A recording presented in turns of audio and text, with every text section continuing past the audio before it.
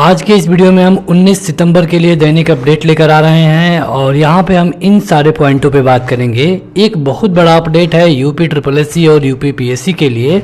यहाँ पे समकक्ष योग्यता का जो मामला था उस पे हाई कोर्ट ने एक बड़ी टिप्पणी की है। इसके अलावा RO के कैंडिडेटों को एक बहुत बड़ा झटका लगा है। इसके अलावा हम आपको और भी कई सारी चीज़ें बताएंगे। उससे पहले इस तरह की अपडेट और फ्री स्टडी मटेरियल के लिए इस ऐप को डाउनलोड करें, जिसका डायरेक्ट लिंक वीडियो के डिस्क्रिप्शन में और पहले कमेंट बॉक्स पे मिल जाएगा। इस वीडियो को लाइक करने के साथ चैनल को जरूर सब्सक्राइब करें। उसके बाद बेल आइकन दबाएं, उसमें ऑल सेलेक्ट करें इसी तरह की बेहतरीन वीडियो सबसे पहले पाने के लिए। शुरू करते हैं। देखिए, समकक्ष योग्यता के बारे में। समकक्ष योग्यता वो होती है जैसे कि मान लीजिए कि कोई आयोग कोई वैकेंसी निकालता है और उसमें उसने कहा कि आपको ग्रेजुएशन के साथ O लेवल देना है, लेकिन यहाँ पे केवल O लेवल कहा गया।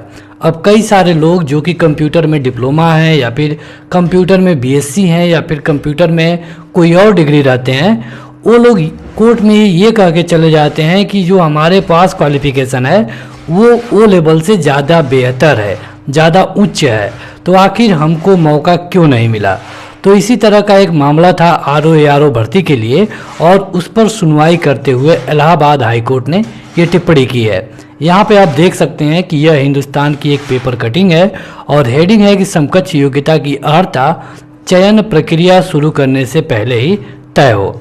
यहाँ पे लिखा गया है कि मुख्य सचिव को ये आदेश दिया गया है कि राज्य के सभी सरकारी विभाग, अब राज्य के सभी सरकारी विभाग एवं एजेंसियां, अब राज्य कहा जाएगा, इसका मतलब इसमें UPP भी आ जाएगी, UPSI का भी है, इस तरह यूपी SSS भी और यूपी PSC भी। कहा गया है कि किसी भी भर्ती के लिए यह तय करे कि उसकी समकक्ष योग्यता वालों को शामिल किया जाएगा या फिर नहीं। कोर्ट ने कहा है कि इसका निर्धारण चयन प्रक्रिया शुरू करने से पहले ही कर लिया जाए। इसके साथ साथ उसने लोक सेवा आयोग को भी यह सुनिश्चित करने का आदेश दिया है कि नियुक्ति नियम अर्हता तय करने में समकक्ष या उच्च योग्यता को शामिल करते हैं या नहीं, ये सब आपको पहले ही बताना पड़ेगा। जैसे आप देखेंगे कि जब कोई JEE की भर्ती आती है जूनियर इंजीनियर की, तो वहाँ पे जो BTech वाले होते हैं ये कोर्ट चले जाते हैं कि हमारे पास उनसे हायर एजुकेशन है, तो आखिर हमको मौका क्यों नहीं मिला। तो यहाँ पे कोर्ट के कहने का एक लाइन मतलब ये है कि आप जो भी करिए, चाहे समकक्ष योग्यता को रखिए या फिर ना रखिए, हाई डिग्री वालों को अलाउ करिए या फिर ना करिए, ये सारी डिटेल आपको नोटिफिकेशन में ही बता देना होगा। इसको अगर आप पूरा पढ़ेंगे तो इसका मतलब यही है कि कोर्ट ये कहना चाहता है कि बस हमारा काम ये देखना होगा कि जो आप योग्यता रख रहे हैं क्या वो मनमानी तरीके से है या फिर नहीं। अगर उसमें कोई मनमानी तरीका अपनाया गया है तो कोर्ट उसमें हस्तक्षेप कर सकती है, लेकिन जो समकक्ष वाली बात है ये अब आयोगों को ही देखना पड़ेगा। ऐसे कई सारे मामले अगर आप देखेंगे तो यूपी SSS में भी पेंडिंग है। जैसे कि 2018 की जूनियर इंजीनियर की परीक्षा जो कि अक्टूबर महीने में ही प्रस्तावित है, उसमें BTech वालों ने उसके लिए कोर्ट में गए थे। या फिर इस तरह की कई सारी परीक्षाएँ हैं जिसमें कि SSS मांगा जाता है और कंप्यूटर में डिप्लोमा वाले कोर्ट चले जाते हैं। तो इन सारी प्रक्रियाओं के लिए कहा गया है और अगर आप देखेंगे तो ये पूरे राज्य के मुख्य सचिव को कहा गया है। इसके अलावा एक और टिप्पणी हाईकोर्ट ने की है। हाईकोर्ट ने कहा है कि जो अर्हता है यह तय करना चयन नीति का हिस्सा है, यह सिर्फ नियोक्ता का अधिकार है। मतलब आप देखेंगे कि जैसे कि अगर कोई वैकेंसी जल निगम में होती है या फिर किसी भी PWD में होती है, तो जो उसकी अर्हता तय करने का अधिकार है। अगर जल निगम में भर्ती होती है तो जल निगम का है, PWD में होती है तो PWD में है। अब ऐसे मामलों में क्या होता है कि जल निगम ने अपनी खाली पदों की संख्या को आयोग को बता दिया। अब आयोग कई सारे मामलों पर अपने तरह से योग्यता रखने लगता है।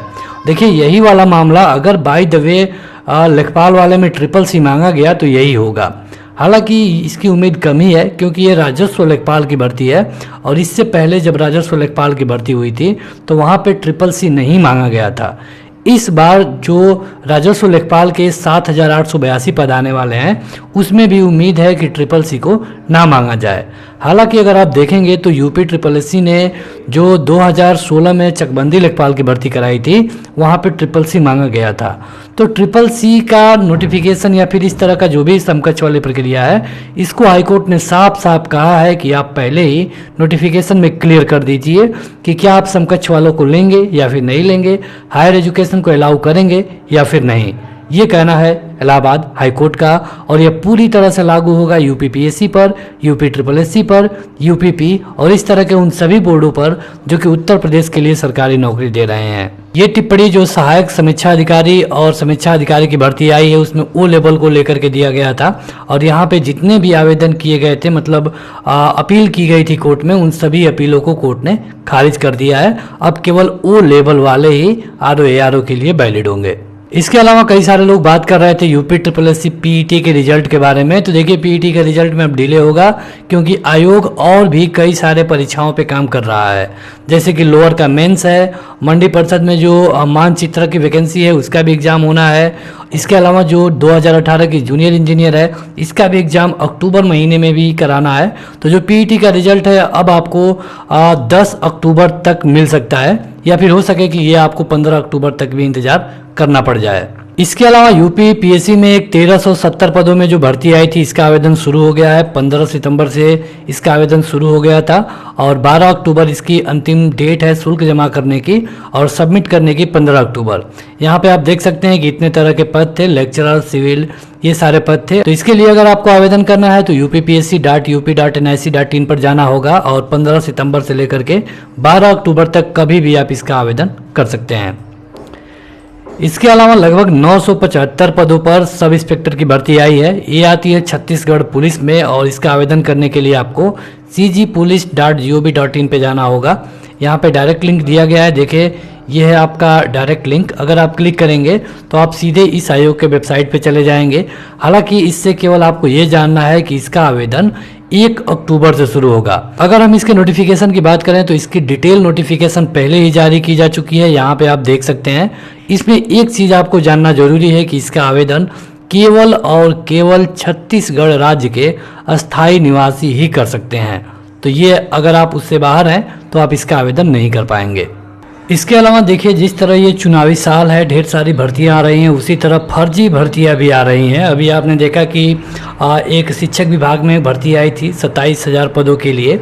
तो इस तरह के लिए कई सारे भर्तियों से आपको बच के रहना होगा। यहाँ पे आप देख सकते हैं कि 42वीं बटालियन पीएससी नैनी कार्यालय में भर्ती फार्म बंटने की फर्जी सूचना सोशल मीडिया पे वायरल हुई थी और यहाँ पे उसको यूपी पुलिस की वेबसाइट से जोड़ा गया था।